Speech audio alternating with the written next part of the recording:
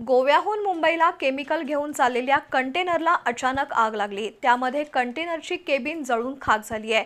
चालकाने वेळीच कंटेनर थांबवला, त्यामुळे सुदैवाने कोणतीही जीवितहानी झाली नाही। पण आगीत कंटेनरचं मोठं नुकसान झालंय। कागल निढोरी रस्त्यावर वाघजाई घाटात आज सकाळी 9:15 वाजता ही घटना घडली। गोव्याहून केमिकलचे कॅन घेऊन एक 10 चाकी कंटेनर मुंबईला चालला होता। निढोरीपासून पुढे कागलच्या दिशेने निघालेल्या कंटेनरला अचानक वाघजाई घाटात आग लागली। ट्रकच्या इंजिनमधून धूर येऊ लागल्याने चालकाने कंटेनर रस्त्याच्या बाजूला उभा केला। धूर कुठून येतोय हे तपासत असतानाच ट्रकच्या केबिनमधून आगीच्या ज्वाळा येऊ लागल्या।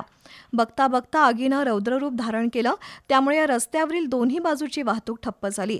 दरम्यान कागल नगर परिषद अग्निशमन दलाचे जवान घटनास्थळी आले, तोपर्यंत कंटेनरच्या टायरनी पेट घेतला होता।